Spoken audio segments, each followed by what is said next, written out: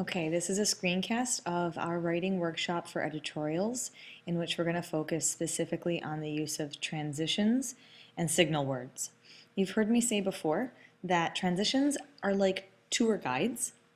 When you think about when you go on a vacation, when you have a trip or a tour that you take and you have a tour guide, their purpose is to point out the important sites, to give you some background information so that you understand what you're seeing and why it's important, why it's worth noting on your trip. And transitions are very much like that in your writing. They tell your reader what to think about your information. I'm going to say that one more time because it's really important. Transition words and signal words tell your reader what they're supposed to think about the information you're including. They're really your opportunity to manipulate the way your reader thinks about the information you're sharing with them. And you really need to include them. Otherwise, you kind of lose control over how your reader might interpret your information. So I'm going to give you something to look at here.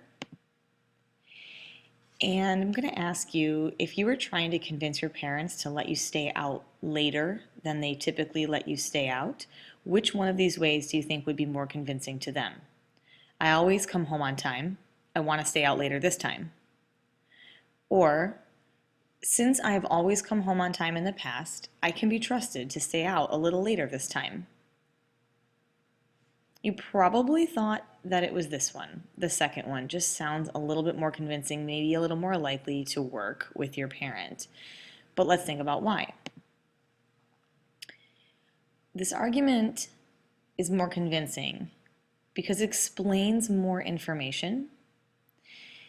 It doesn't just say, I'm always home on time in the past. I want to stay out later this time. It tells you why being on time in the past should matter now.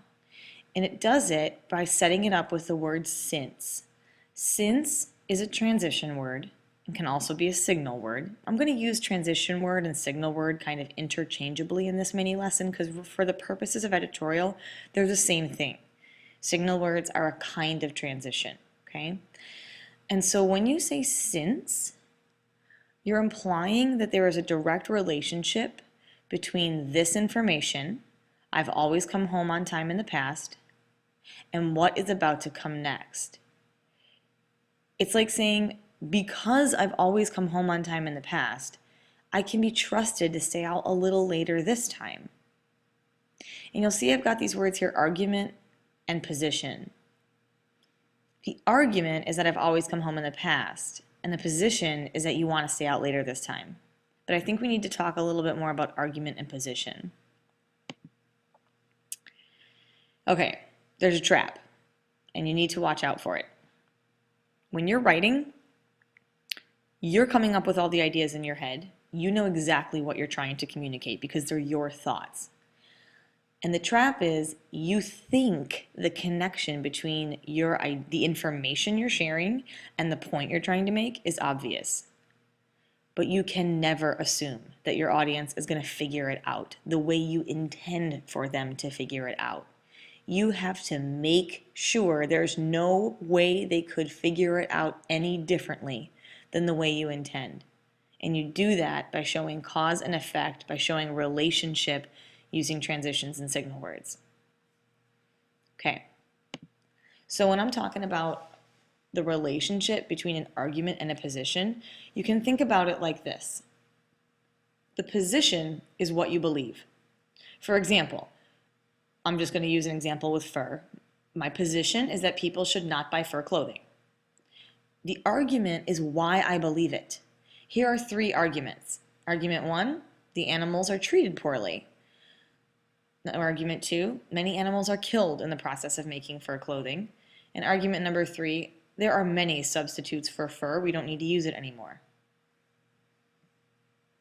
So let's break this down and show you how you could use transitions or signal words to link the relationship between the arguments and their position. So the first one I had, my position's always the same. People should not buy fur clothing. But my first argument was that the animals are treated poorly. Well, if I just said these two sentences back to back, it wouldn't be very convincing. People should not buy fur clothing. The animals are treated poorly. Not only is it not that convincing, but it sounds kind of choppy and young. But if I use a phrase like if then, it shows a relationship. If you buy fur, then you are contributing to the poor treatment of animals. That's a very different feeling than saying people should not buy fur clothing. The animals are treated poorly. If you buy fur, then you are contributing to the poor treatment of animals. What does if then show us as a transition word, transition phrase? It shows cause and effect. If you do this, then there's going to be an effect. If you buy fur clothing, then here's what's going to happen. And it shows a responsibility in you. That tells your reader how to think about the information. The next one was that many animals are killed. So again, if I just said people should not buy fur clothing, many animals are killed to make fur. Pretty basic. But if I use a transition, in order for you to wear that lovely fur coat, many animals had to lose their lives. It's still showing the information and the argument, but it makes it much more clear how I want the reader to think about it.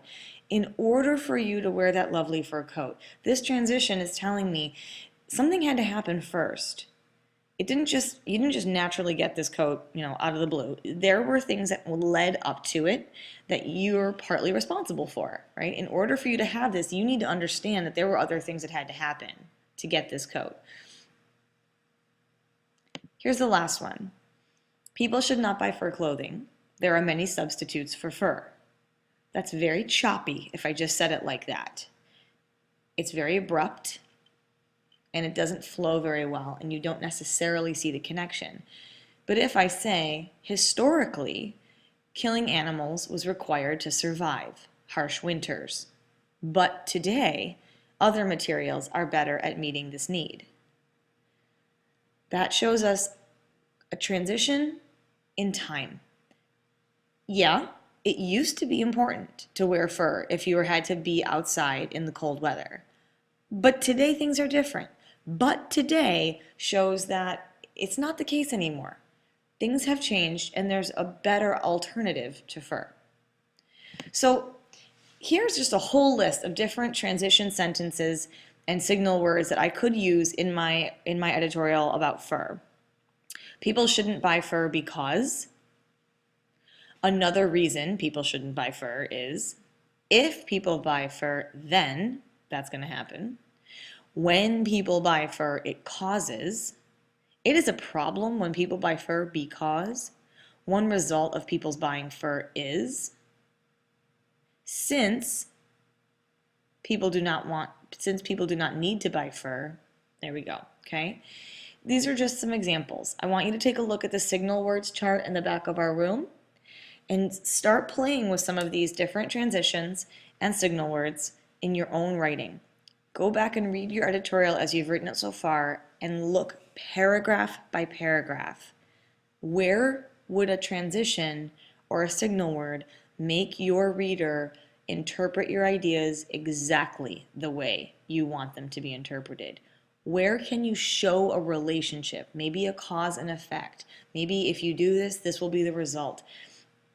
Wherever you look, be very careful and edit and revise your editorial for those things right now.